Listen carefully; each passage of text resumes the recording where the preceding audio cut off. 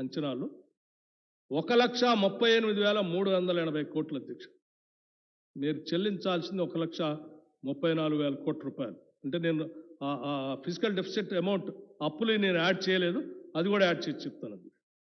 ఆ రకంగా ఇంకా మీరు మొత్తం 1,82,000 కోట్ల రూపాయలు మీరు ఈ రెవెన్యూ రిసీవ్స్తో మీరు పూడ్చుకోవటానికి దాదాపు 43,000 కోట్ల రూపాయల చిల్లర అప్పు తీసుకొని వస్తున్నాం, అప్పుల ద్వారా సమీకరిస్తున్నాం అని చెప్పారు అధ్యక్ష. అంటే 43,000 కోట్ల రూపాయలు అప్పుల రూపాయలు. గౌరవ ముఖ్యమంత్రి గారు మీరు చెప్పేది మాకైతే అర్థమైతే లేదు, మాకైతే ఏం అర్థమైతే లేదు. ఎందుకంటే కాదండి, ఏం లెక్కని మీరు చెప్పేది అది అర్థం. బడ్జెటా మీరు చెప్పేది అప్పుల లెక్కన ఏం లెక్కనండి? అది మోస్ట్ న్యాచురల్గా వినండి. మీరు హౌస్ని అట్లా మిస్లీడ్ చేయొద్దు కదా, ప్రజలను కూడా మిస్లీడ్ చేయొద్దు కదా.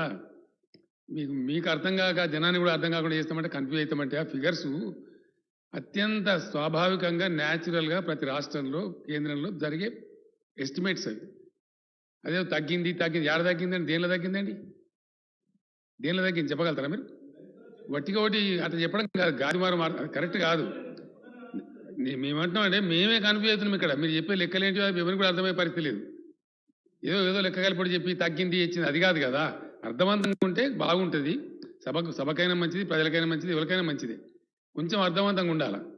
ఈ అర్థం లేదు పర్థం లేదు అని కలిపి మీరు చెల్లించాల్సింది ఉండదా అనండి? ఒక సంవత్సరం మీద ఎస్టిమేట్స్ దేనికి ఎంత చెల్లించాలి, దేనికి ఎంత కట్టాలని ఉంటుంది కదా ఆటోమేటిక్గానే. మీరు చెల్లించాల్సింది ఉంది అంటే ఉంటుంది కదా, ఉండకపోతే లెక్క ఎట్లయితుంది? అది కాదు కదా. బడ్జెట్లో డెఫినెట్గా మీరు చెప్తున్నది ఏదైతుందో 100% ఇన్కరెక్ట్. ఎందుకంటే మీరు గ్రోత్ చెప్తలేరు. లాస్ట్ సభలో కూడా నేను మీకు చెప్పాను, మీరు రాజకీయాలు ఏముండేవో కానీ మన రాష్ట్రాన్ని మనమే శపించుకోవద్దు అని చెప్పినాం. భారత ఆర్థిక వ్యవస్థ ఇస్తున్న certificate we are the number 1 country in the country, number 1 state in the country. అదంతా మాకు కళ్ళు ఉన్నాయి కానీ మాకు కనపడదు, భారత ప్రభుత్వం చెప్పేది మాకు వినపడదు అంటే అది మేము చేయగలిగింది ఏమి లేదు. అది గ్రోత్ ఆస్పెక్టే మీరు చెప్పకుండా వచ్చిన గ్రోత్ మీకు కనపడతలేదా అనండి? చాలా క్లియర్గా మేము చెప్పాం కదా, అది కాగ్ చెప్తుంది, సెంట్రల్ ఫైనాన్స్ మినిస్ట్రీ చెప్తుంది. ఆ ఫిగర్స్ అన్ని మీరు పక్కకు బట్టి కాకి లెక్కలు చెప్పి తగ్గింది అది ఇచ్చింది మీరు చెల్లించాల్సింది ఉండదా అనండి? నాకు అర్థం కాదు. అప్పులలో మీరు ఇంకో పప్పులో కాలేస్తున్నారు. మేము తీసుకున్న అప్పులు ఇంకో 50,000 కోట్లున్నాయి, అవి మీకు అర్థం కానట్టున్నాయి. అవి కూడా జోడించి చెప్పాలి మీరు. వాస్తవం ఉన్నప్పుడు కూడా మీరు చెప్పలేకపోతున్నారు. అది కాదు, ఆ లెక్కలో పోయేటప్పుడు జాగ్రత్తగా ఉండాలా. మన రాష్ట్రానికి బయట కూడా ఒక ప్రతిపక్ష నాయకుడు మాట్లాడి సీరియస్గా తీసుకుంటారు జనం, బయట ఫండింగ్ ఏజెన్సీస్ కూడా తీసుకుంటాయి. కాబట్టి మీరు చాలా బాధ్యతగా చెప్పాలనే ఉద్దేశం కోసం నేను చెప్తున్నా. నేను ఇదే చెప్తా అంటే మీ విజ్ఞతకే వదిలేస్తాం.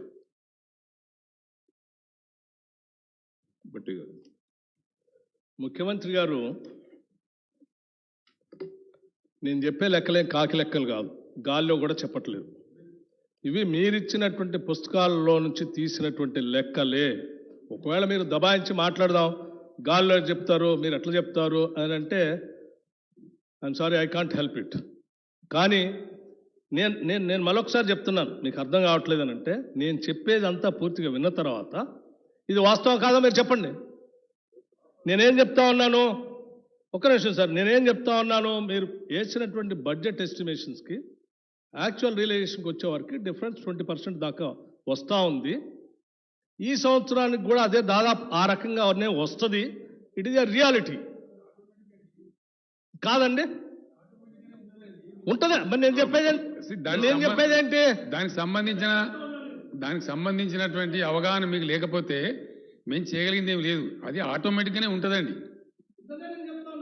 అది ఉండదని తప్పంటే ఎట్లా? మీరు పూర్తి చేసే ముందే నేను మిమ్మల్ని కరెక్ట్ చేద్దామని కదా నేను చెప్పడం. ఏంటంటే అది ఆటోమేటిక్గానే ప్రాసెస్. నేను తొందరపడకండి. బడ్జెట్ ప్రాసెస్లో ఆటోమేటిక్గానే ఆ సవరణలు ఉంటాయి. అదేదో తప్పు జరిగినట్టు మీరు చిత్రీకరించే ప్రయత్నం చేస్తే కరెక్ట్ కాదు అని చెప్తున్నాను. రైట్, మీరు కనీసం దాన్ని ఒప్పుకున్నారు. ఇది నేను తప్ప ఒప్ప అని చెప్పట్లేదు, జరుగుతున్నటువంటి వాస్తవాన్ని మీ దృష్టికి తీసుకొని వస్తా ఉన్నాను.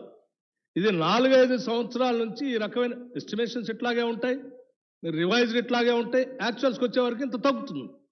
ఇది వాస్తవమే కదా, ఇది వాస్తవమే కదండి సార్. ఏదైనా సార్ 10 years లెక్కలు నేను ఆధారం. మరి ఇప్పుడు మా గత 10 సంవత్సరాల లెక్కలు కూడా ఉన్నాయి. మీ గవర్నమెంట్ 10 years ఉన్నారు కదా, ఆ లెక్కలు ఇంతకన్నా ఘోరంగా ఉన్నాయి. ఇంకా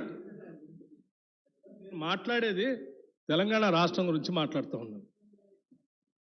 ఆ ప్రభుత్వం ఉమ్మడి ప్రభుత్వంలో సరిగా లేదనే కదా ప్రత్యేక రాష్ట్రం తెచ్చుకుంది. ఇంకా దాని గురించి ఎందుకు మాట్లాడుకోవటం? వచ్చే 5 ఏళ్ళు అయిపోయింది. ఇది 6వ బడ్జెట్ అండి. ఇది 6వ బడ్జెట్. ఇంకా ఉమ్మడి రాష్ట్రం లెక్కలేందుకు? అది బాగుంటే అసలు ఈ రాష్ట్రం కోసం మీరెందుకు పోరాటం చేయాలా? నేను ఆడు కూర్చొని బిల్లు ఎందుకు ప్రవేశపెట్టాలా? మా వాళ్ళు ఎందుకు రాజీనామా చేయాలా? కాంగ్రెస్ ప్రభుత్వం రాష్ట్రం ఎందుకు ఇవ్వాలా? అది బాగాలేదనే కదా. మళ్ళీ దాని గురించి ఎందుకు ఉదాహరణ? మళ్ళీ దాని గురించి ఎందుకనండి? పదే పదే పాత ఉమ్మడి ప్రభుత్వం లెక్క అది బాగుంటే ఇదంతా ఎందుకు? సార్ నేను చెప్పేది ముఖ్యమంత్రి గారికి, నేను మీరు తప్పు చేశారని నేను చెప్పట్లే. ఉన్న లెక్కలు మీ ద్వారా ఈ సభ దృష్టికి తీసుకొని వస్తా ఉన్నాను. దీనివల్ల జరిగే ప్రమాదం ఏంటో చెప్పబోతా ఉన్నాను. సార్ ఇది లెక్కలు కాదని అంటే మరి మీరు పుస్తకాల్లో ఇచ్చిందే మరి ఏంటి సార్? మీరు చెప్పండి sir. if the member is not able to understand, I can't help.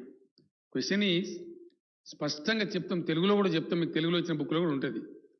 వాటిని ఏమంటారండి? బడ్జెట్ అంచనాలు, బడ్జెట్ ఎస్టిమేట్స్ అంటాం. ఆ ఎస్టిమేట్స్లో సర్వసాధారణంగా అత్యంత సహజంగా ఈ దేశాన్ని పరిపాలించే 29 రాష్ట్ర ప్రభుత్వాల యొక్క లెక్కలలో కూడా అంచనాలకు సవరణలు ఉంటాయి.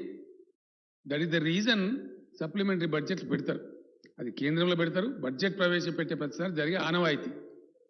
అది కూడా మేము అర్థం చేసుకోము, మేము అట్టే మాట్లాడతామంటే అది మీ ఇష్టం, మాట్లాడుకోండి. మేము ఎవరు అడ్డం రాము. మీరు ఎంతసేపు మాట్లాడతారో మాట్లాడండి.